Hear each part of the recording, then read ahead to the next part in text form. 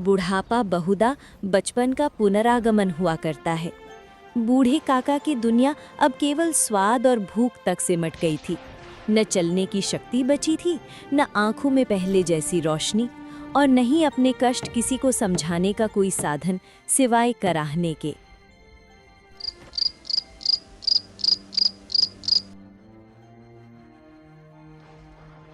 उनके हाथ पांव कांपते रहते थे, ठंडी जमीन पर कंबल ओढ़े पड़े रहते थे। जब घर में भोजन देर से बनता या उनकी थाली में कम आता तो वे बच्चों की तरह करहाने लगते।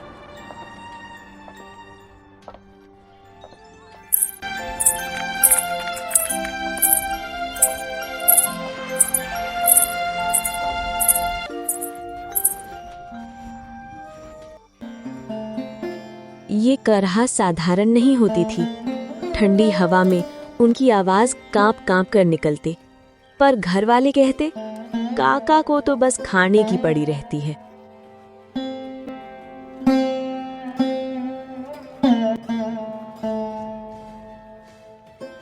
पत्नी को गुजरे वर्षों बीत चुके थे। बेटे जवान होकर चल बसे।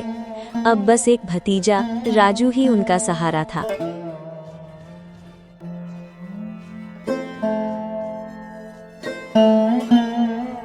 अपनी सारी जमीन जायदाद बूढ़े काका ने उसी भतीजे के नाम कर दी थी। लिखते समय राजू ने बड़े बड़े वादे किए थे, पर वे सब ठंडी हवा में उड़ते शब्द निकले।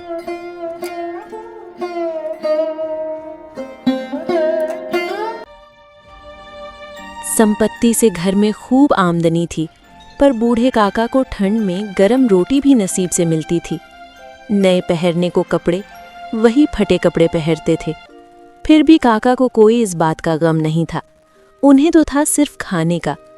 कहते हैं ना, बुढ़ापा एक बचपन का ही रूप होता है। घर के बच्चे उन्हें सताते, कोई उनका कंबल खींच लेता, कोई ठंडा पानी छिड़क कर भाग जाता। काका ठिठुरते हुए कराहते, पर किसी का दिल नहीं पिघलता। पूरे घर में यदि किसी के मन में काका के लिए ममता थी तो वो थी राजू की छोटी बेटी लाडली। लाडली चुपके से अपनी गरम रोटियां और गुड़ काका के पास ले आती। यही काका की सबसे बड़ी पूंजी थी।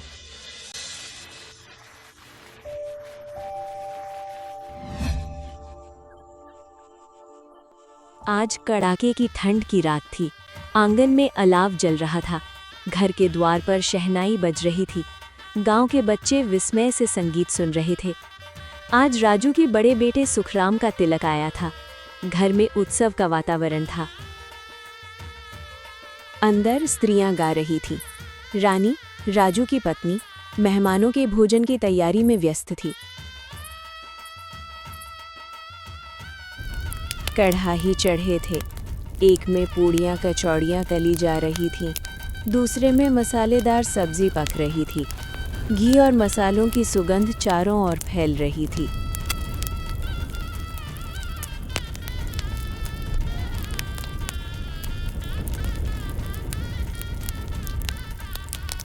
रानी रसोई में व्यस्त थी। कढ़ाई में गरम गरम पूड़ियां छन रही थी, हांडी में सब्जी उबल रही थी।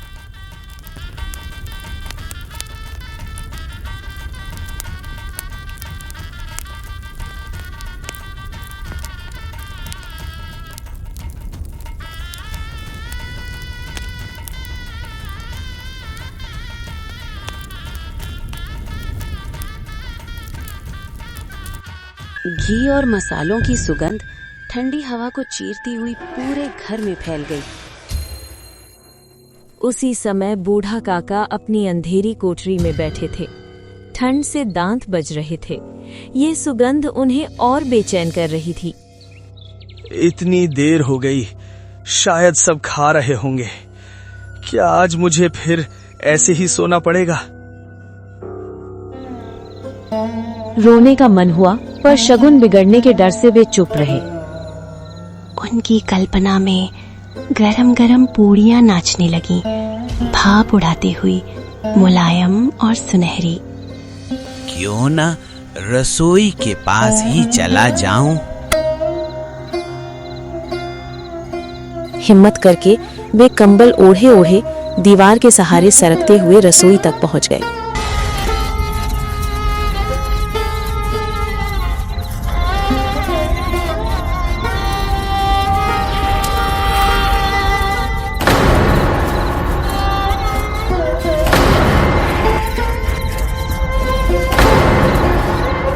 रानी काम के बोझ से परेशान थी। ठंड, मेहमान और शोर सब एक साथ। घर के अंदर स्त्रियां गा रही थीं और रानी मेहमानों के लिए भोजन का प्रबंध करने में व्यस्त थी। भट्टियों पर कढ़ा बैठी रानी उस समय कार्यभार से उद्विग्न अर्थात परेशान हो रही थी। कभी इस कोठे जाती, कभी उस कोठे, कभी कढ़ाई के पास आती तो कभी भंडार में जाती। इतने में किसी ने कहा, महाराज ठंडाई मांग रहे हैं। वो ठंडाई देने लगी। तभी एक आदमी ने आकर पूछा, अभी भोजन तैयार होने में कितनी देर है? जरा ढोल मंजीरा उतार दो। बेचारी अकेली स्त्री दौड़ते दौड़ते व्याकुल हो रही थी, झुंझलाती थी, कुड़ती थी, परंतु क्रोध प्रकट करने का अवसर रूपा को नहीं मिल रहा था। रूपा को भय था कि कहीं पड़ोस ने ये न कहने लगे कि इतने में ही उबल पड़ी। जैसे ही उसकी नजर काका पर पड़ी, वो तिलमिला उठी। इतनी कड़ाके की ठंड में भी पेट की आग नहीं बुझी? कोठरी में बैठे बैठे दम घुट रहा था क्या? अभी भगवान को भोग तक नहीं लगा, मेहमानों ने एक निवाला भी नहीं खाया और तुम रसोई में चले आए। जरा भी शर्म लाज बची है या नहीं? उम्र का लिहाज भी भूल गए हो क्या? हर वक्त बस पेट पेट पेट, सबके सामने तमाशा बना देते हो। कभी तो सब्र करना सीखो। अब जाओ यहाँ से और दोबारा नजर मत आना। बूढ़ा काका न बोले न रोए, कंबल संभालते हुए चुपचाप लौट गए।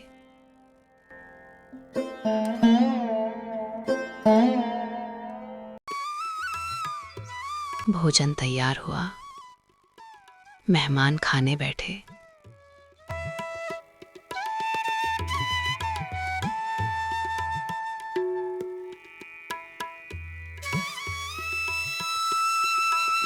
काका को पछतावा हो रहा था। मेरी ही गलती थी। पहले मेहमान, फिर घर वाले, मेरी बारी सबसे बाद। वे बुलावे का इंतजार करते रहे। रात और ठंड दोनों गहराते गए। शायद सब सो गए। अब जाकर फिर देख लेता हूँ। बहुत तेज भूख लगी है। वे फिर उठे और आंगन की ओर बढ़े।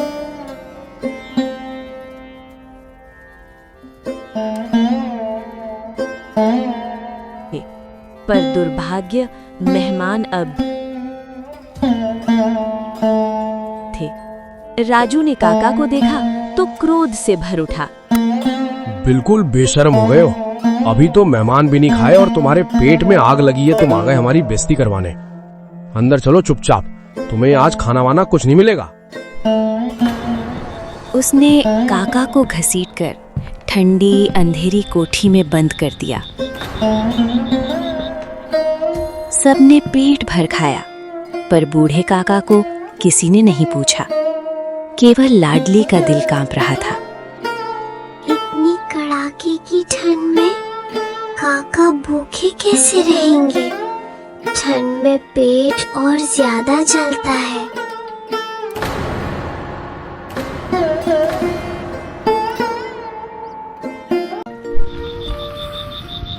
रात के 11 बज चुके थे। घर सो गया था। लाडली चुपके से उठी और काका की कोठरी में पहुंची।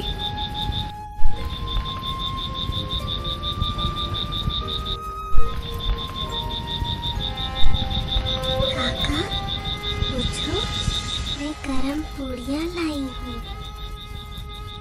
काका ने आवाज पहचानी। लाडली, तू?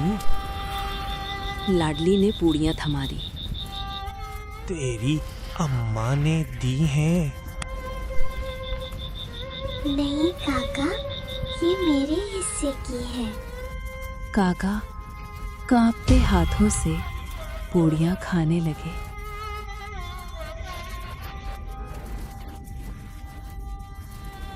काका, पेट भर गया?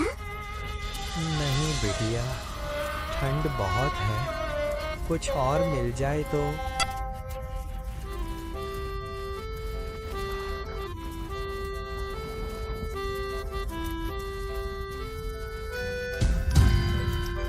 लाडली उन्हें जूठे पत्तलों के पास ले आई।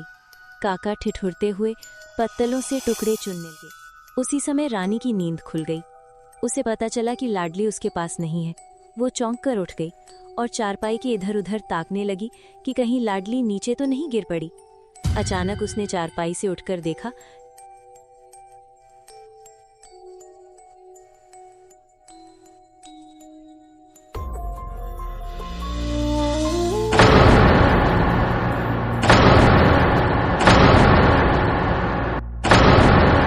अपना स्वार्थ और अन्याय इस प्रकार प्रत्यक्ष रूप में कभी न दिखे थे जैसे आज दिख रहे थे। वो सोचने लगी, हाय मैं कितनी निर्दयी हूँ। जिसकी संपत्ति से मुझे 200 रुपए वार्षिक आय हो रही है, उसकी ये दुर्गति, और वो भी मेरे कारण। हे दयामय भगवान, मुझसे बड़ी भारी चूक हो गई है, मुझे क्षमा कर दो।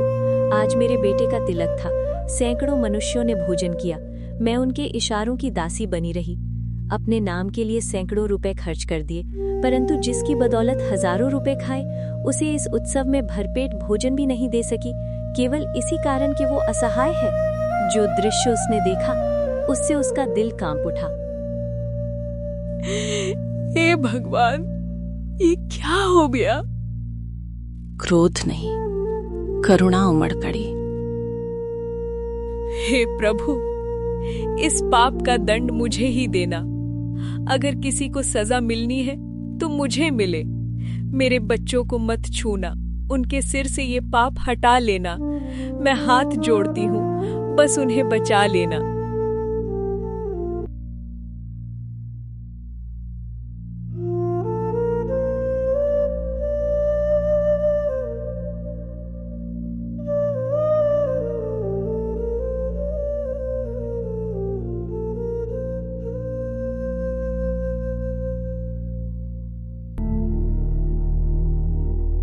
रूपा ने लालटेन जलाया, रसोई खोली। गरम भोजन सजाकर रानी ने एक थाली में संपूर्ण सामग्रियां सजाकर बूढ़ी काकी की ओर चली।